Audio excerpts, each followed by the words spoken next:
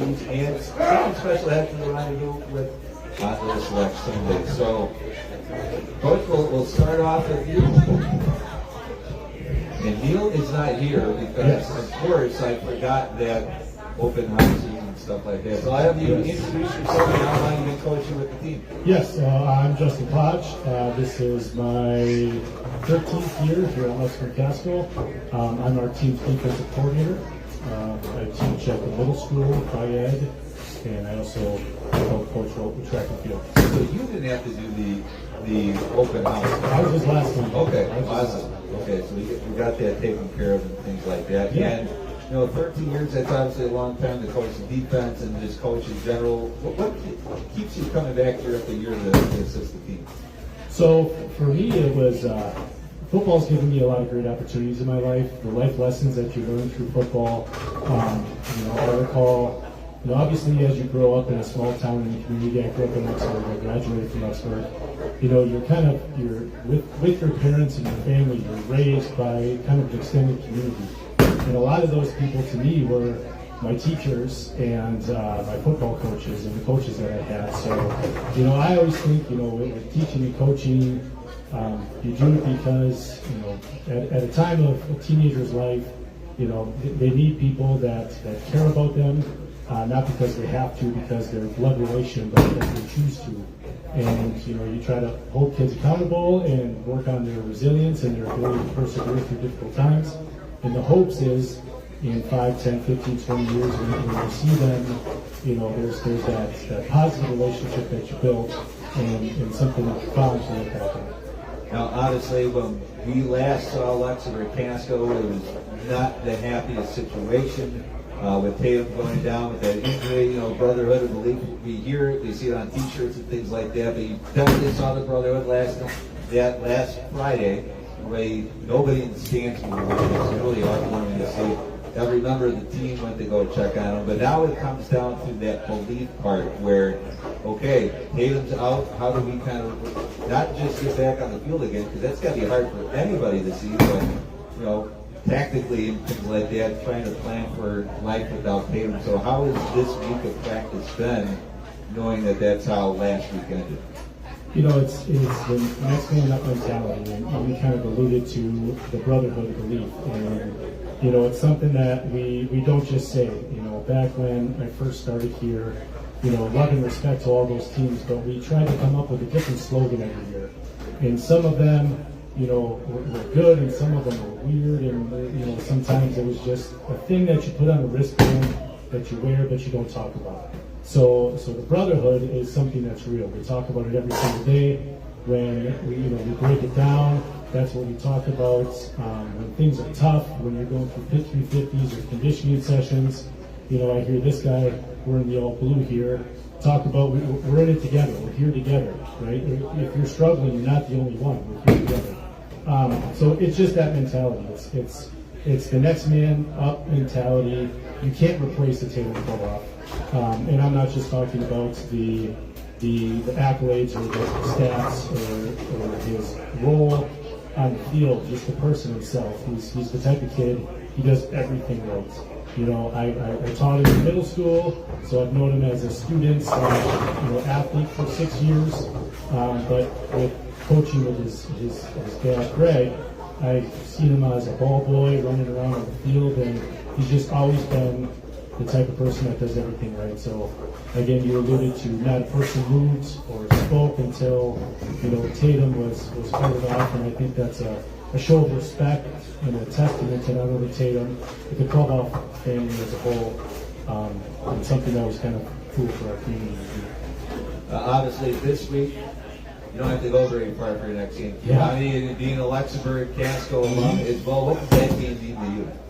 So it's a really cool opportunity. We did it, a handful of years ago because we needed a week 2 opponent, similar to this year. It's a week 2 opponent, and I'm from the era of the old Packerland Conference, and the Kewaunee County rivalry of Luxembourg and Kewaunee, and so that'll be really cool.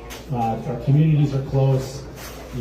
Chances are somebody from, Luxembourg or Casco or Dexville, Sherwood, all of our surrounding communities in Franken. they're related to somebody from Kewanee. You know, there's some people that maybe grew up in Kewanee, but now they're Luxembourg transplants, or vice versa. They grew up in, you know, went to Luxemburg-Casco, and now they live in Kewanee. And so it's just a cool rivalry to revamp and bring back. And you know, we'll put the pads on Friday night, and you know, have a little fun in the process. And what have you kind of seen on film so far that's you know, you're trying to relay in practice here with just a couple of days before game time? Yeah, Kewanee, they're big up fronts. They're athletic. They have quarterback, Diesel is his name. Really good athlete. I know he plays a number of different sports. Really good athlete. They moved to quarterback, and it's definitely one of those games that we have to play our best game, and we got to compete. And that's the one thing that, you know, we talk about all the time is short memories. If you get beat one play, it's you know, revamp and play the next play, and just keep moving forward together. The brotherhood and all that stuff is again what makes, I think, our program special. Very good. Well, I'll have you pass the headset along, and when you get the headset, say your name, your position, and why you enjoy playing that position.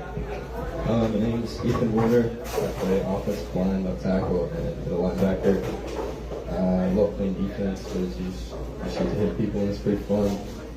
Love playing offense because it's a block for this guy, so it's pretty fun. And even I know we said your name a few times last week, but some of those big sacks and stuff like that. What's better for you? What's a bigger, exciting moment for you? Is it when you get that big hit, or when you know that you get that big block that springs for a touchdown? Whatever puts the team in a better chance to win. So I'm pretty big on the team. So whatever I can do to help the team the best, that's what gets me excited. Now you're still, I believe we're still in that neighborhood where you would have been within the program when LC would have made the state and stuff like that. What's some of the lessons that I've taken from the kids that were on that team that you tried to instill on this year's team? Yeah, I was a freshman when we made our state run. I was fortunate enough to be able to go down there. And the biggest thing is I learned a lot about the leadership. Obviously having Max Johnson, he was a huge leader, and you just learn things from him, like how to lead a group. And you also learn what it's like to grow up with guys your whole life. And just at the end of the day and end of the week, it becomes Friday, and you just get out there and you play your heart out for the guy next to you. So that was the biggest lessons I learned from that state run. And when it comes to being a leader, what's the most important thing that you try to instill in people with them? Is it that belief? Is it just the, you know, are you a vocal leader? What kind of leader are you? In my opinion, the best leaders, they do it all. They are vocal and they also lead by example, but then they also know how to lead others, because not everyone likes to be led the same way. So you just have to feel for your room and know what are the guys that you got to get on and push a little bit, and what are the guys that you got to be a little more reinforcing and positive. So that's the biggest thing, is every day just feeling up the room, seeing how practice is going. If you got to get on a couple guys to get going, that's what you got to do. Now, you have three of your classmates here with you here tonight, but obviously it hasn't been just the 4 years that you played football here, but I'm sure it goes on much deeper than that. What's your favorite thing about being able to suit up and go day in and day out with these guys? The biggest thing is I just grew up with these kids. It's who I do everything with, whether that's going out to eat on the weekends or practicing all week with them.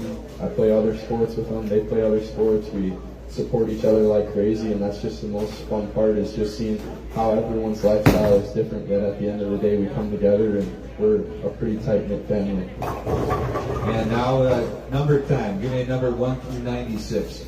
So 13. So 13. What's your favorite piece of equipment or gear?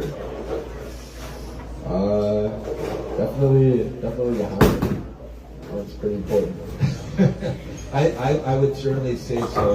Is there anything about your helmet that, I don't know if you like better than most, but I just feel like we're a pretty fortunate program that we have really nice helmets. We have probably some of the best helmets in the conference in the state, just in terms of protecting us. So we're really fortunate about that. And then our decals also look super awesome, as well as being super meaningful to all of us. So. All right, well, you can take as much. You can pass the headset around and introduce yourself, say your position, and why you enjoy playing it. Eli Durain. I play defensive back and quarterback. I really like playing quarterback I get to lead the team, and I'm lucky enough to get the ball in my hands every play. So that's fun. And you made the most of that opportunity. 200 plus yards, both rushing and passing. What is the bigger thrill for you? The deep ball that goes for a touchdown, or the long touchdown run that you can secure? I think the long touchdown run. If I get to the outside and it's just I see nobody and I just go and run. But throwing deep balls is always fun too, especially like I don't know scratch that. Now you're affected a little bit more than other players on the team. Obviously, Tatum, he had 93 yards receiving, I think, in that game on Friday. I saw, and now you pick it up. You have some great targets still as well. What's kind of your job as a quarterback and a leader on the team to kind of build that receiving core up and to say, hey, you know what, everybody just slides up a spot now? Yeah, we have some younger guys that have to fill in, but in practices, working hard, always getting extra reps in practice, just to get it down to games and always being prepared. What's been kind of your evolution? Obviously, you're all-conference quarterback last season, but what's been maybe the aspect of your game that you've noticed that has seen the most improvement as you've kind of gone through the ranks at LC? I think my passing was solid last year, but I think now that I lost some of my good receivers last year, I think I'm gonna have to use my legs a little bit more this season, and I got a little faster. That always helps. So I think my running will be this season. Ethan talked about how he likes blocking for you. How much, when it comes to running, is that a trust? How important is that when you decide to take off and run? Yeah, I have a lot of trust in my linemen, and I know they can block really good. So it's a relationship that we build in practice, and some of the guys have blocked me last year too, and I've known them pretty much all my sports career. So yeah, I have trust in them. Yeah, when you reflect on last season, what was maybe your favorite play last season that you had, and then, kind of looking ahead, what's that game that you hope to have maybe a similar play against, or even a bigger play against this season? There's a lot of big plays last year. Get out the Rolodex, right? I think when we played FBL in our playoff game, I had to pass the Trimberger over the middle of the field in the end to set up Wyatt Bailey and kick the field goal. I think that was my favorite play.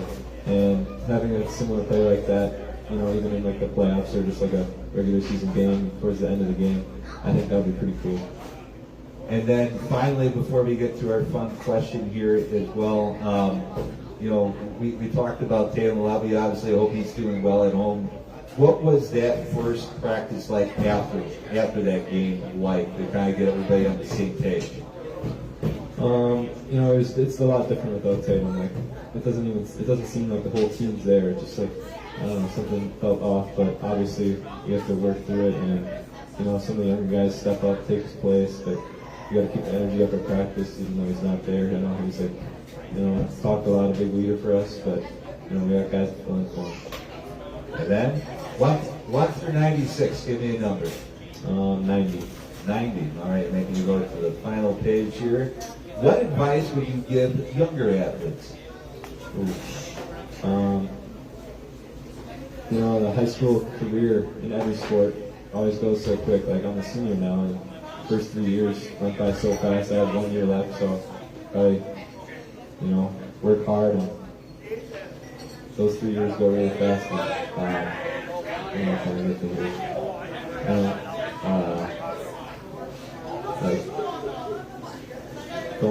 Don't let it slip by. Don't waste opportunities. You don't only get so many opportunities in high school for sports, so always work hard and give 100%. All right, we'll pass it back here. Introduce yourself and your position, why you enjoy playing that role. I'm Joey Jinkler. I play safety, wide receiver, and I like playing safety because I like being in defense and making a play on the ball. Now, Joey, obviously we know you've made state the last couple of years in wrestling. How much does that help you play defense when it comes to tackling? It seems like it goes hand in hand. I feel like wrestling really helps with football a lot because there's any kind of shot in wrestling is basically tackling. Your goal in wrestling is taking down and you're going football to tackle someone.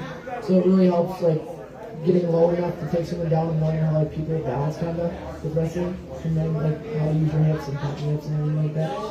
Now, last week you had not just a few big catches, but you also had really, to be honest with you, kind of a game-changing interception, stopped some momentum that they had as well. when you watched the film, which one made you more proud, the reception or the interception?